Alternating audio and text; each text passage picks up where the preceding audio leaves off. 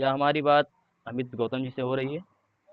जी जी जी जी जी, मैं सम्राट सिंह चौधरी बोल रहा हूँ। मैं फ़ोन जी पर इंटरव्यू लेता हूँ। क्या आप इंटरव्यू देने के लिए तैयार हैं?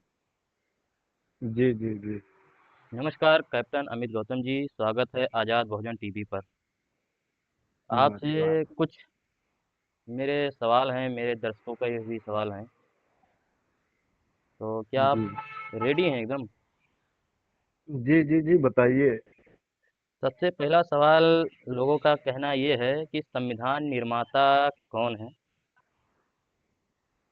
जी, आप भारत में किसी भी व्यक्ति से या भारत में किसी भी कोने से आप किसी से भी पूछ लेंगे, अगर आप छोटे से छोटे बच्चों से पूछेंगे तो एक ही नाम है, बाबा साहब अम्बेडकर। संविधान निर्माता वही हैं।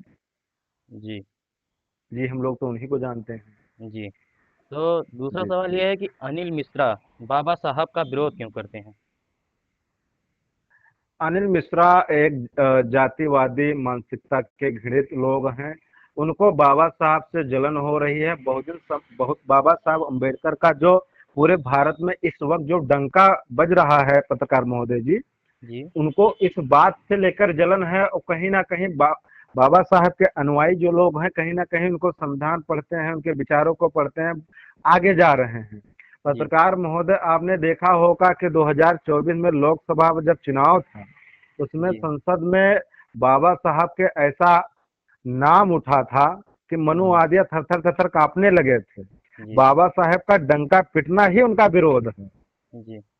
तो क्या ये जी संविधान का विरोध कर रहे हैं तो संविधान में इनका अधिकार नहीं है क्या, इसलिए संविधान का विरोध कर रहे हैं? जी पत्रकार महोदय। जी, मैं कह रहा हूँ कि अनिल मिश्रा जो हैं इनका संविधान में कोई अधिकार नहीं है जो विरोध कर रहे हैं संविधान का। बाबा साहब अम्बेडकर ने संविधान यूं ही नहीं लिखा है। बाबा साहब अम्बेडकर ने इस तरीका से संविधान लिखा, भारत में कोई भी आदमी हो, एक्स वाई जेड, जानवर से लेकर मनुष्य तक, सबके लिए अधिकार बरोबर लिखा है। जी, किसी का अधिकार उसमें कम नहीं है, ना कम ज्यादा है।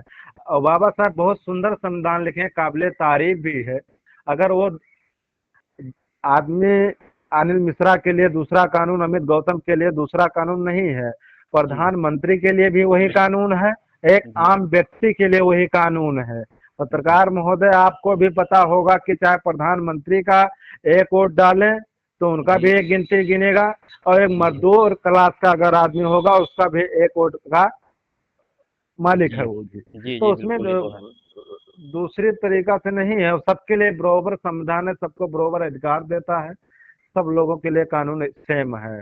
जी, जी जैसे आप कह रहे हैं और बहुजन समाज के लोग कह रहे हैं कि बाबा साहब संविधान निर्माता हैं, लेकिन वहीं जी पर एक स्वामी आनंद स्वरूप बाबा हैं जो कहते हैं संविधान निर्माता बीएन राव हैं। जी सर, हाँ मैंने उनका भी एक दिन वीडियो देखा था, वो भी मैंने इंटरव्यू सुना है। हालांकि वो पढ़े लिखे हैं, हम मुझे तो नहीं लगता है कि वो पढ़े लिखे हैं।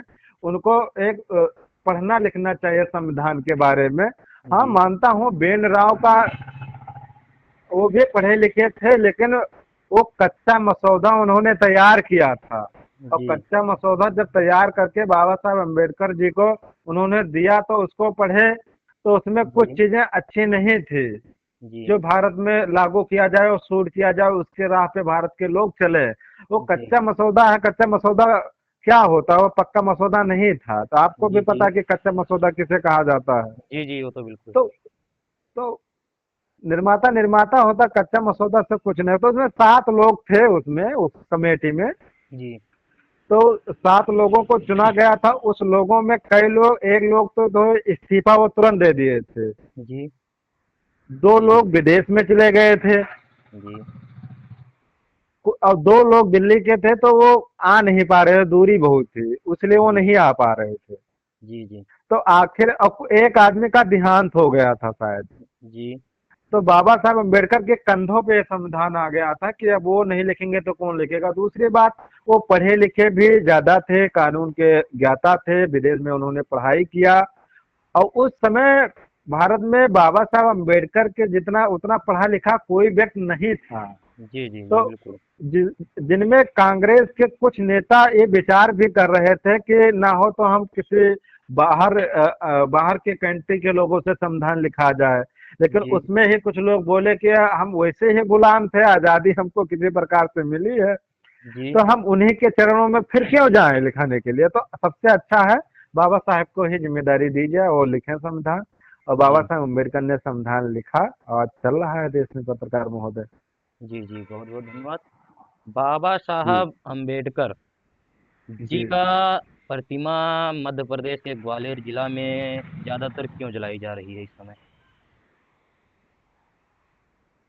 पहले ही मैंने बताया था, वो कुछ जातिवादी गुंडे लोग हैं जो प्रतिमा जला रहे हैं, हिंसक फैला रहे हैं और युवाओं को कहीं ना कहीं लड़वा रहे हैं।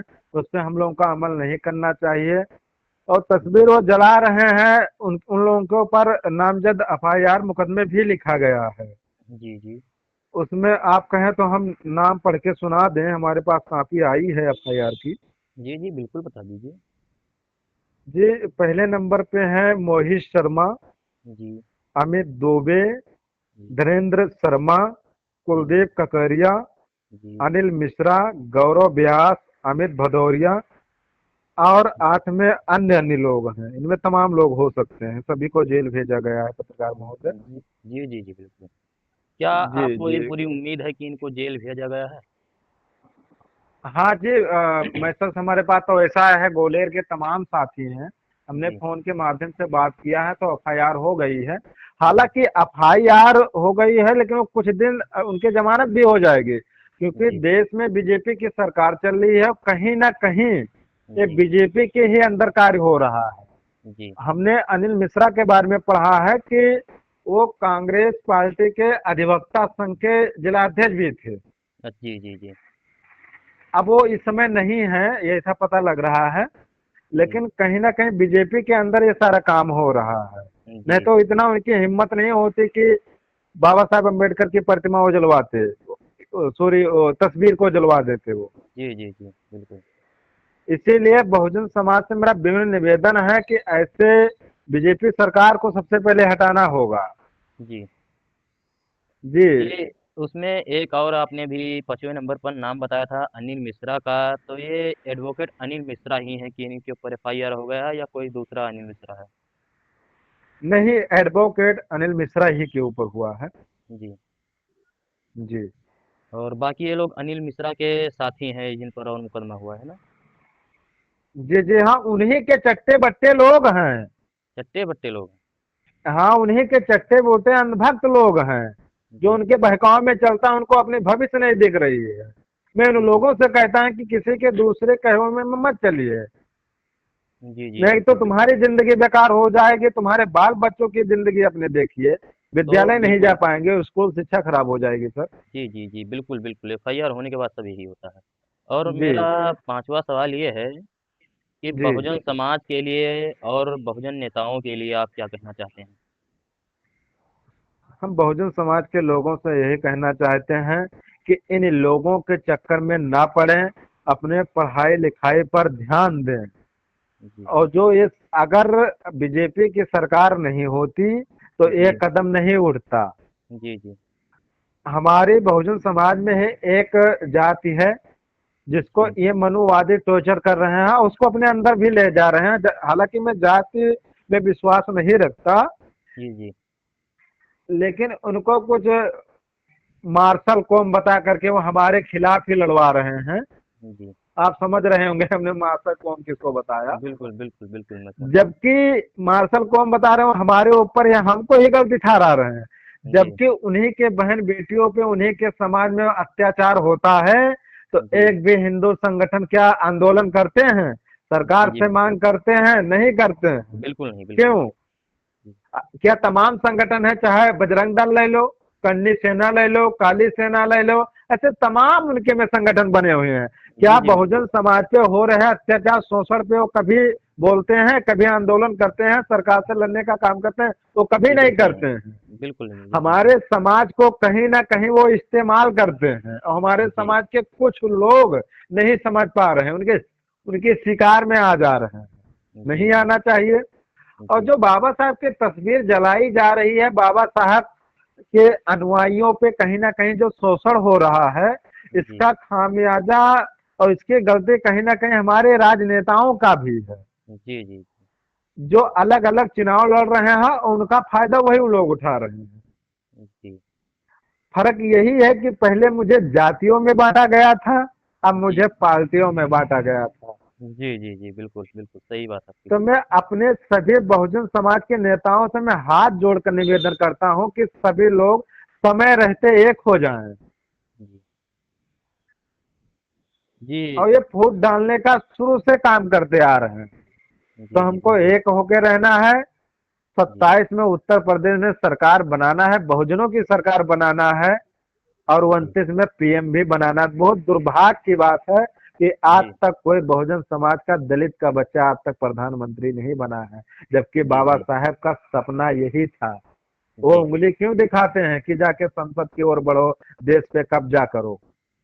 जी। तो हमारे जो आपने कहा कि दलित प्रधानमंत्री नहीं बना है, तो क्या जी ये जो इस समय मौजूदा प्रधानमंत्री जी हैं, जिसका नाम मैं लेना चाहूँगा कि नरेंद्र मोदी के नाम से लोग कहते हैं, तो क्या ये दलित जी नहीं है? भैया, दलित होने से नहीं मतलब है, बहुजन होने से नहीं मतलब है। जी, मतलब ये है कि उसकी विचारधारा अम्बेडकरवादी होना चाहिए। जी, हम बाबा साहब अम्बेडकर की लड़ाई किसी जात विशेष से नहीं था। वो जी, कह रहे थे कि मनुवादी विचारधारा हमारे तुम्हारे बीच में हो सकता है। जी, तो जी, जी, अम्बेडकर वादी प्रधानमंत्री बनना होना चाहिए पत्रकार महोदय। फिर तो देखिए देश किस प्रकार से चलता है। तो क्या मौजूदा प्रधानमंत्री जी अम्बेडकरवादी नहीं हैं क्या? जी बिल्कुल नहीं है। जी, आप दावे के साथ तमाम कह रहे हैं भारत, बिल्कुल नहीं है। जी बिल्कुल नहीं है। भारत में ना जाने कितने मूर्ति को तोड़ी जाती है। क्या जी, प्रधानमंत्री एक भी जबान बोलते हैं? जी, बिल्कुल नहीं। अगर वो अम्बेडकरवादी हैं तो बोलना चाहिए उनको। जी, जी, बिल्कुल, बिल्कुल। तमाम अपमान अभी हो रहा है मध्य प्रदेश में। क्या एक भी जुबान हमारे प्रधानमंत्री नरेंद्र मोदी जी बोले हैं? जी, अभी तो मैंने नहीं देखा है भाई तुमका कि किस तरह कोई। जी पत्रकार। जी, और मेरा लास्ट सवाल है, और जी थोड़ा समझदारी इसका सवाल है, तो आप इसे ज़रा जी सोच समझ कर अपना जवाब जवाब दीजिएगा कि जी अंधविश्वास, पाखंडवाद और आतंकवाद मनवादियों से कैसे निपटेंगे आप? हम उनसे निपटने का बाबा साहब का 3 मंत्र आप याद कर लीजिए, निपट लेंगे। सबसे जी, पहले है जी, शिक्षित बनो, जी, संघर्ष करो, जी, संगठित रहो। जी, इनका जड़ यही है। तो अगर तुम शिक्षित हो गए और संगठित हो गए जी, तो इनके मनोवाद, आतंकवाद, जातिवादी मानसिकता उसी दिन खत्म हो जाएगी। जी, अंधविश्वास उसे कहते हैं पत्रकार महोदय जी, कि अभी देखा जाए जी, तो एक एक जगह पे एक बर्तन में दूध रख दो जी, और एक बर्तन में पेशाब रख दो, जी, तो कुत्ता भी इतना होशियार है कि वो नहीं पिएगा, दूध जी, ही जी, पिएगा, मूत नहीं पिएगा। लेकिन जो जी, अंधविश्वास में पड़े हैं वो तुरंत मूत उठा के पी लेंगे। जी, तो इससे हम लोगों को सावधान रहना है। जी, और इनके अंधविश्वास, पाखंडवाद पे बिल्कुल अमल नहीं करना है बहुजन समाज को। जी। जी और जैसे आपने अभी कहा, बाबा साहब ने 3 मूल मंत्र दिए हैं, शिक्षित बनो, संगठित रहो, संघर्ष करो। तो क्या आपका जी बहुजन समाज इस पर अमल करता है या नहीं? मुझे तो नहीं ये लगता कुछ इस पर अमल हो रहा है। नहीं नहीं पत्रकार महोदय, ऐसा मत कहिए। अगर कुछ अगर उनके विचारधारों पे या 3 उनके मूल मंत्र पे अगर नहीं चल रहा तो आज आप भी देख रहे हैं पूरे भारत में बाबा साहब का डंका पिट रहा है। जी, इसीलिए तो इन मनुवादियों को जलन हो रहा है। विदेशों में भी बाबा साहब की बहुत तारीफ हो रही है।